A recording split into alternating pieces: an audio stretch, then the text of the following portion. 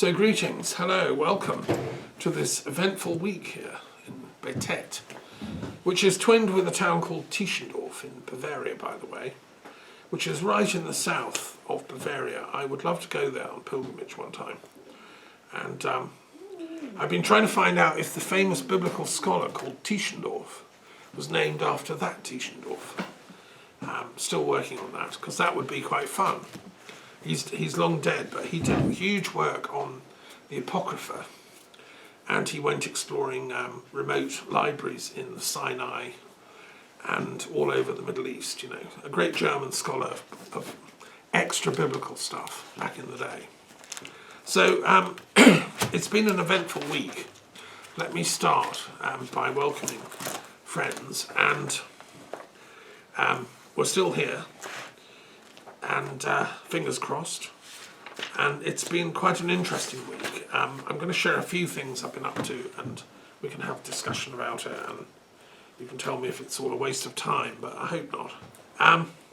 So on the 21st of April, I attended my monthly meeting with Priscilla Prutzman and friends, which is the International Restorative Justice Council. We all met in person in India back in 2019 in Delhi, and we've kept going since online, and during the lockdown, you know, we used to meet monthly. These are people that believe in not punitive justice, i.e., you know, punish the guys, but restorative justice, which is get them to admit they were wrong, to see what they did was wrong, and then get them to make measures to repair the damage they've done.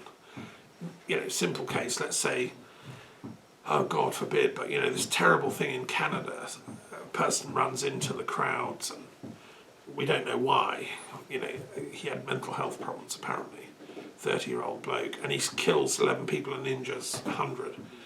You know, when he finally comes to his senses and he's in prison, the very least he could do is write to everyone and apologise. He could do 1,000 hours of community service to the Filipino community. He could, you know, there'd be other ways to try and make up for that terrible deed he's done in a moment of madness. So that's the sort of thing we do with the restorative justice community. And we met online and discussed the state of the world, you know, which is there's a lot of restoring needed and a lot of justice. Also on that day, the 21st, I attended a meeting discussing, you know, the micro-politics of Stonehenge. The council seems to want to close road access, which makes it difficult for people when they want to go to special events, and it's a micro example of the misuse of power by official bodies, councils and stuff, and then the ordinary people, you know, have to scrabble about to get some crumbs off the cake, and that's wrong. That's why I set up the Truth and Reconciliation Commission for Stonehenge way back in '98, and why I've been working on and off with this, you know, this issue, because it's a sort of showcase. It's what Jung would call an archetypal issue. I believe that pagans and Druids should have access to their sacred sites, just as Christians do to theirs. It would be unthinkable to shut off St Paul's Cathedral and charge people to go in and say you can only come in 4 times a year or something. That's what they've done to Stonehenge, which is bonkers. So that was interesting. On the next day, the 22nd of March, I had an interview with my friend Elif Ergoz. She's running a podcast called Harmonia, and she's based in, she lives, when she's at home, near Didim in Turkey, which is where the Temple of Apollo is, which I visited. It was one of the great oracle temples of Apollo in the classical world. And but she, you know, travels around, and she's an author, a publisher, and she's on the board of the International Delphic Academy. So they did an interview with me, like a podcast, which will be out, available publicly in a few weeks.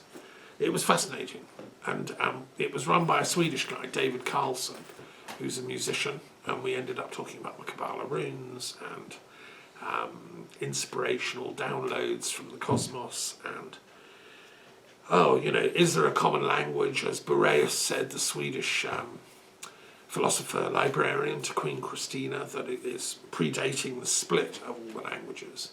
We now have, Indo-European, Hamitic-Semitic, etc., was there originally a sort of unity of languages. And so I talked about my dictionary and the 99 names of peace. And it was interesting. Then on the 24th, I attended a very interesting meeting to do with Canada's forthcoming elections. As a Canadian citizen, I have a vote in these elections, and I want to cast it wisely. And so this is a thing called the World Governance Forum, which is an NGO that advises civil servants mainly on how to deal with problems in government issues. And this particular meeting was for people planning who's going to be the next Canadian Prime Minister, what kind of policies might they have, how would they implement it, what does the cabinet secretaries do to support that, etc. It was a very interesting meeting with a chap who used to be the cabinet secretary to the Canadian government, who spoke from a very insider knowledge framework. Although he didn't answer my question that I asked a couple of questions which got read out, because we did talk about Trump and how the loony threats from America to kind of annex Canada has really riled the Canadians. we don't take kindly to that sort of bullying nonsense, and but it's more sinister and more serious than that, because I raised the point, what about all the evidence pointing to Trump actually being a Russian asset, that he's been supported by Russian money and billionaires ever since the kind of 90s. He has a track record. So all his pro-Putin stuff that comes out and his equivocation on essentially allowing Putin to get away with what he wants in Ukraine actually is part of a long-standing playbook, and the guy is essentially a Russian asset. So the point I made is this being discussed in Canada at senior levels in government? And it has huge implications for what we call Five Eyes, which is the intelligence sharing between Britain, Canada, used to be the USA, New Zealand and Australia. We all share our military intelligence. Now, if Trump really is actually a Russian asset and we're sharing stuff, and he's immediately sharing it with Putin, that's got huge implications for security and stuff. Any comments? Any? He will probably just share it with Hegseth, and he will do it share it on Signal to the world. You've got to laugh, but there is a sinister thing, because there was one point at which, if you look at the backstory here, there was one point at which Trump had private discussions with Putin. This is documented history. He went into private conclave with no secretaries. He then went back to the US, and this was in his first term as president. Right. He then got the names of all the senior American service officers working for American intelligence in different parts of the world, Eastern Europe, whatever.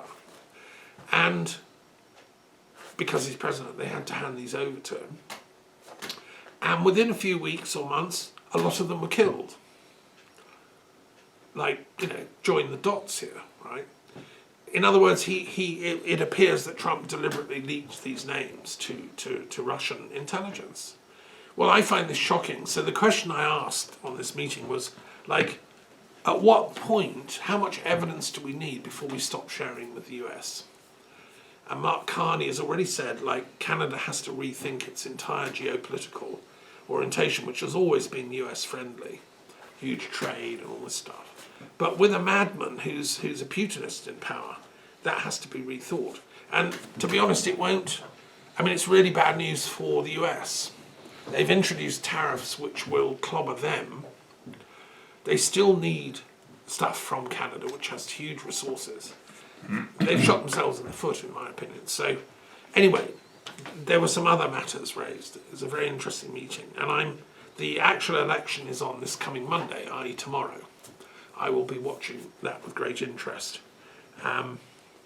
Then the other thing I did was I joined. Oh, by the way, the chap said I can't comment on that because my security clearance is no longer active, so he doesn't have access to what the discussions are.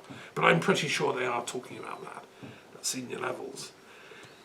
Okay, then I joined a meeting later that day on the 24th called Uniting for Peace, run by my old friend and colleague Vijay Mehta, an Indian guy living in London, who is like Mr. World Peace of London. I love Vijay. He's getting on now, bless him.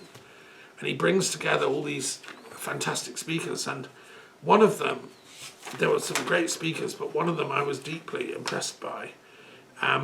And she is a Ukrainian human rights activist, Oleksandra Matvichuk, who I'd not come across before.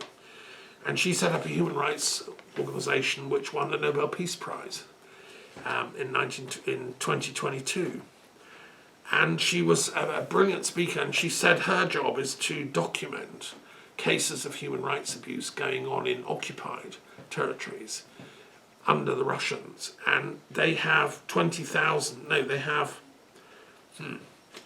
many thousands of cases, and they're compiling all the details, the footnotes, photographs, sworn witness statements. I mean, these people are being tortured, and 20,000 children have been hijacked and taken off from their families and shipped off to Russia to be raised as Russians, you know.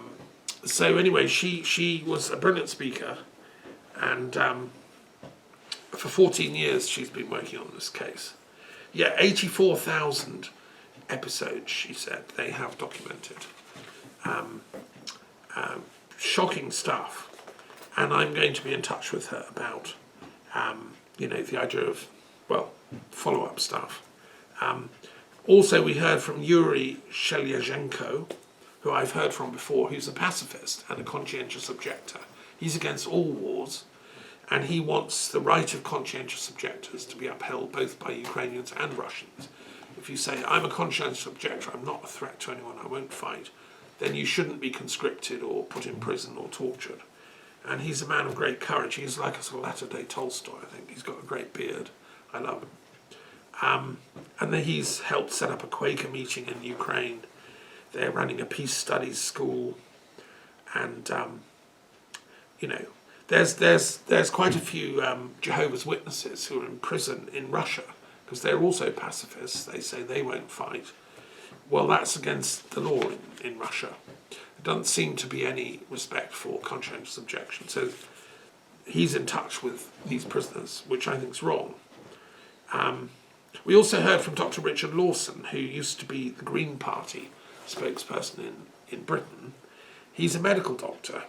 He gave a brilliant talk about war as a medical problem. I mean, he's a doctor, medical doctor, and he ran through, there's at least 20 wars going on, serious ones on the planet at the moment, and he said, as a medical person, you know, this is a medical problem. 9 out of the 20 have a religious dimension. 8 out of the 20 are caused by dictatorship, and so on. He gave very detailed exposition, which was recorded. This will be available. Yeah, he's a very clever chap, this old Richard. Excuse me, I didn't understand very well the phrase about medical war. That means medical implication. That means trauma will be huge after war for generations. Yes. Or what else? Well, use of drugs for soldiers, or well, and the wounding of people in battle, the wounded, including civilians. Yes. You know. Like, look at what's going on in Gaza, and he talked about Gaza, that's a war. Like, the trauma being affected on the Palestinians is incalculable for generations to come. This is a medical problem. Is it a war in Gaza, or is it just a shooting, a genocide? Yeah, well, it seems the UN thinks it's a genocide, although they haven't yet made the official ruling. It keeps being delayed. And if they do anything, they try to rule it, the Americans will veto it, won't they?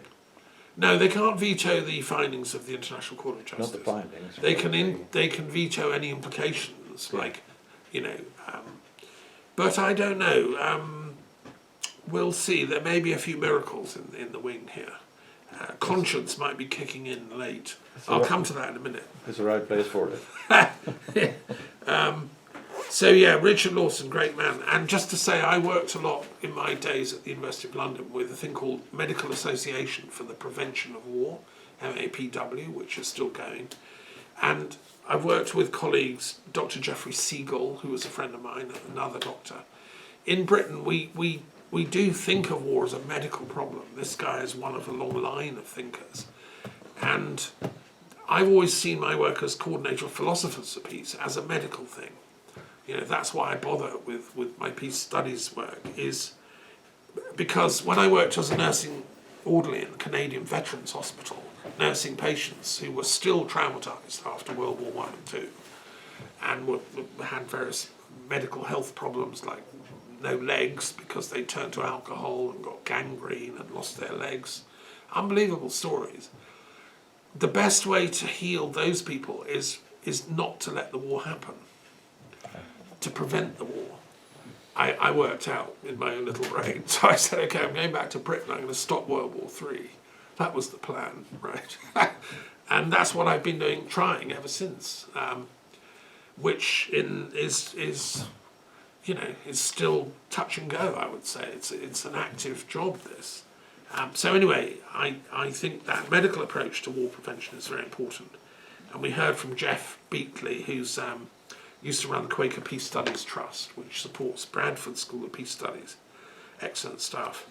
And we had a very good Canadian peer, also Paul Melee, who spoke. He'd been in the Canadian military, but as you know, he's retired now and just wants to stop the wars in the Middle East. So I talked about my work in the Middle East and the Truth and Reconciliation Commission for the Middle East. So it was a really good meeting, and thank you to VJ for organising it. Then on the Friday the 25th, I had a long chat to my friend, French Lebanese friend of mine, Miriam, and we were discussing, you know, how can we get peace in Lebanon, and how can we make sure that the fragile truce with Israel and Lebanon holds. And you know, we're talking mostly about the philosophical, the religious, the theological dimensions of this.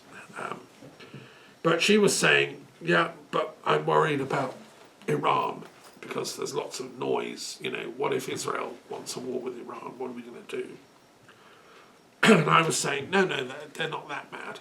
That's not going to happen. And then lo and behold, the next day, on the 26th, somebody, and it's almost certainly Israel, launches a vast attack on Bandar Abbas, the greatest port of Iran, and blows it up, basically. Now, this is repeating what they did in Beirut when there was an attack on the port.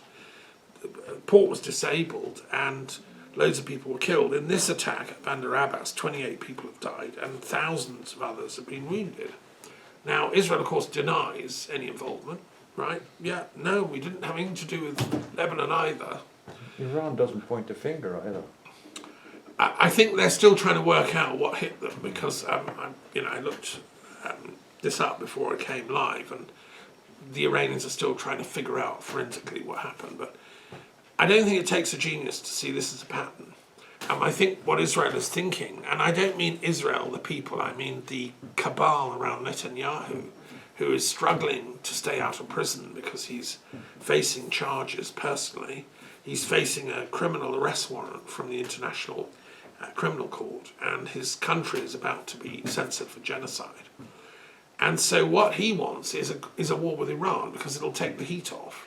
And he's thinking that, well, then America will join us and we can all attack Iran and drop bombs on them and get drones going, and we can get them because they're horrible Muslims and, you know, we're the good people. You don't have to be telepathic to see this is how the Likud people are thinking. Just a couple of hours ago, they sent a missile into a building in Beirut. What, Israel did? Yeah. Really? Yeah. Again? Yeah. I mean, all this should be outlawed. This should be wrong. You know, where's the UN? For God's sake, the UN Secretary General should be calling meetings, standing meetings, to prevent this, because Israel needs to be told in no uncertain terms, this is not how you behave. If they want to be accepted as a normal state in international affairs, Israel has to start behaving as a normal state. And this kind of attacking the others is not normal behaviour. And one thing I would say about that is I've been reading the biography of Herod the Great, which is a masterpiece by Peter Richardson, a Canadian academic, religious studies expert. Herod would be embarrassed at what this Israel state's doing. He was a statesman of great calibre. He was on good terms with Rome. He funded temples in Beirut. Instead of throwing missiles at Beirut, he actually supported people in Beirut. And in the other neighbouring nations, like Nabatea, which was the Arabian neighbours, and what is now Jordan. He helped these people because Herod realised that you've got to stay on friendly terms with the locals. And he was a descendant of the Idumean people, who see themselves as descended from Esau, not Jacob. If you recall from your Bible study days, Isaac had two sons, Jacob and Esau, twins. The eldest was Esau, should have inherited, but Jacob cheated and pretended to be his brother and lied and put on fairy skin and got the blessing. And everything's gone wrong ever since then. So from Herod the Great's perspective, these descendants of Jacob are troublemakers. And he was always trying to keep a lid on the Jewish revolts that were going on. So it's really interesting if you want to understand the real deep history of Israel and why it's doing what it's doing and where it went wrong. Read this book about Herod the Great. He did go mad at the end of his life. This is not an apology for Herod. He killed his wife, Mariamne, on fake evidence, and then he killed their two sons, again on fake evidence, and he went totally mad and regretted it and used to walk around the palace in Jerusalem cursing himself, and then he probably did try and kill all the babies in Bethlehem because he'd heard a rumour that some Messiah king was going to be born. And so he wasn't a nice man, but as leaders go, he was at least before he went mad, he was at least a statesman, and he was close personal friends with Augustus, by the way, and he also knew Cleopatra of Egypt. So he was moving in high circles. Okay, talking of which, I also attended vicariously the Pope's funeral on the 26th, on Saturday, which I thought was very moving. I didn't meet this Pope. I've been in meetings, with John Paul II, and I went to an open-air mass in Glasgow with Pope Benedict, and I had respect for those two. I wish I'd had more dealings with this Pope, because I've been researching him, and he was a serious scholar, this guy. He was a Jesuit, he was a philosopher, and he was a great man. And there's a brilliant film made about him called Man of His Word by Wim Wenders, a German filmmaker, which I strongly recommend people to watch. I wish I'd seen it, before. He was very humble. He lived a life of personal poverty, and he did try and transform the church in getting it back to its apostolic roots, I think. And I hope that the successor they appoint carries on in that vein. What was so interesting is that when he did all his world travels to Africa and Latin America and stuff, he'd always stay with the poor.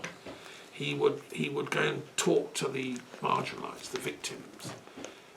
There was a very moving sequence where he goes to Lesbos and he talks to the immigrant refugees that are flooding in, and often at the risk of their lives, being drowning in the Mediterranean. And he says, this is our problem. We have to fix this. We can't just pretend it's not happening. These are poor people fleeing from chaos. And so my strategy has always been we should have a peace policy to bring normality and peace to regions like Syria and Libya and elsewhere, so they don't have to flee. I wish I had talked to this Pope about it earlier. It's a bit late now, but great man. And then lastly, just to say that my work on St Matthew's Gospel commentary is finally coming to an end. This is one of the biggest projects I've done this year so far. It's taken me a few months to do all the footnotes. I'm up to 460 footnotes, which is really fascinating to add, using my huge library and also the internet. All the details of thinking about Matthew, who he was, when did he write, who are the people he mentions, what's the plot line behind this gospel.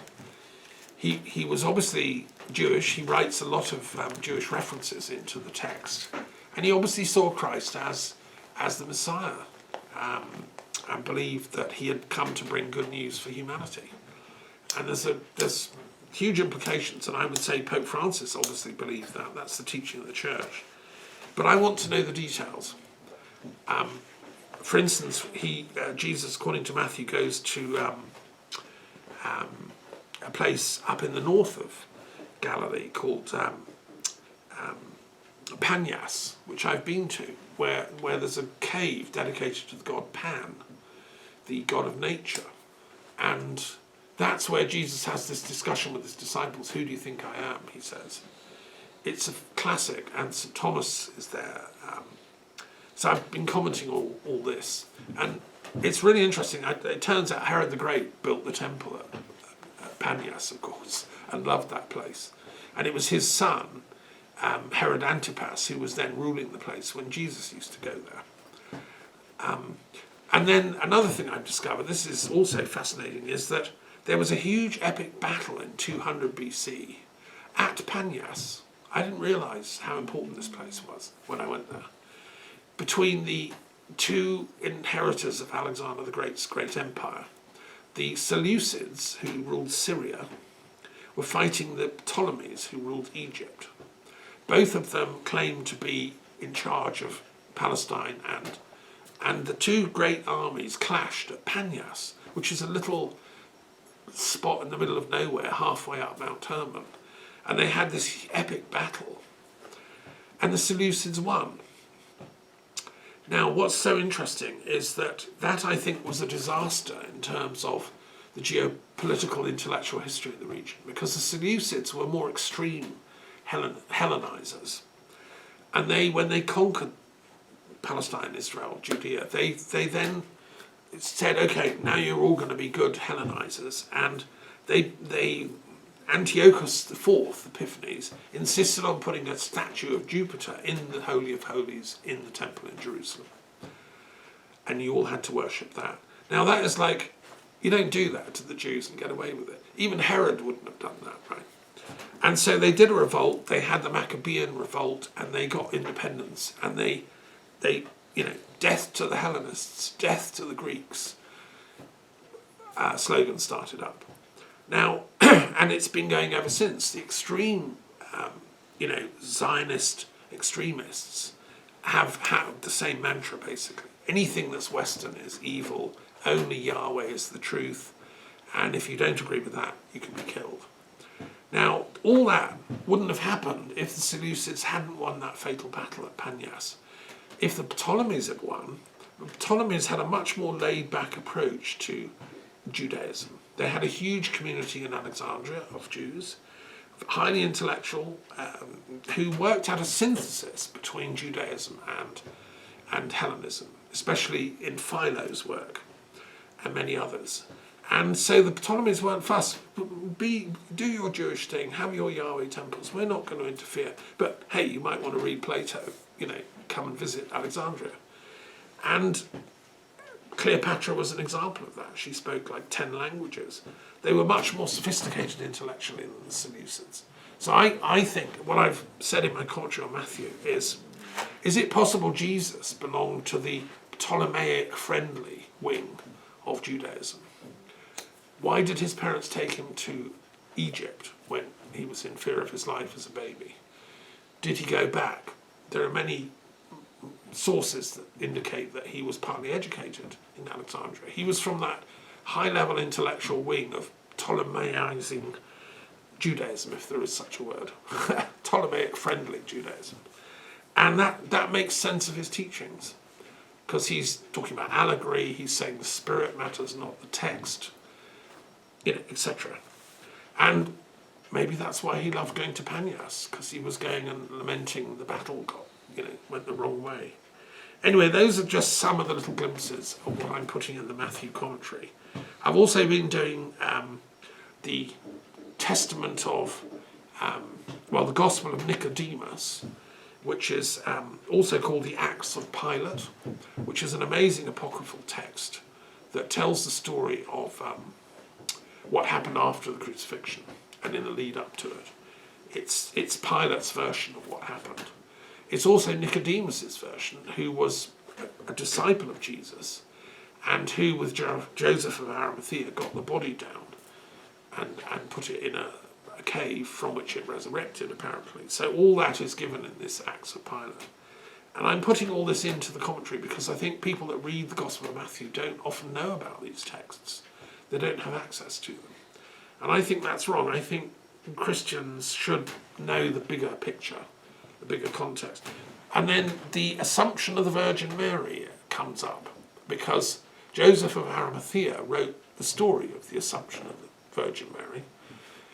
And we have that text, it's come down. Scholars argue, is it genuine? How old is it? We don't know. It's in Syriac. It's even in ancient Irish, Gaelic. And the story's very moving. It's that Mary, when she was very old, she was in Jerusalem. It was time to die. And she knew it, and she lay on her right side, facing the east, which is what you do. And Jesus appeared and said, you're not going to die like normal people. I'm taking you to heaven, Mum. and then a miracle happened, And what's so interesting about the text is that Mary had, and this is a quote, a group of female virgins singing around the body as she was about to die. Who were they? They'd come from the temple in Jerusalem. They were temple virgins. And the story is that when the crucifixion happened, if you recall, there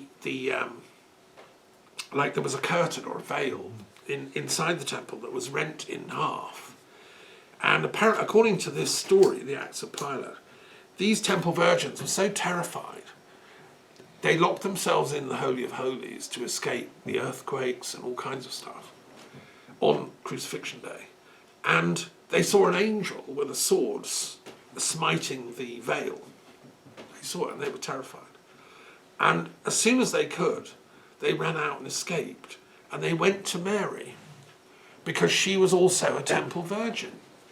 In the backstory, the Proto-Evangelium, which I've also commented on this commentary, little Virgin Mary had been sworn to the temple by her parents and was raised in the temple as a temple virgin. Their job was to light the candles, keep the lamps going, sing, generally. Was not she married with Joseph? Yeah, but that was later. That was when she reached puberty. Before she reached puberty, when she was a virgin, she was, it was the custom. These young ladies would go and serve the temple, and she was one of them. And then when she reached puberty, they used to then marry them off, and they married her off to Joseph. Okay. So of course then it would figure that the other temple virgins would know about Mary and her son, conceived in miraculous circumstances, doing his teaching career and then getting crucified. So anyway, the story says they fled to Mary and were with her when she was dying some years later. It's just a beautiful story, and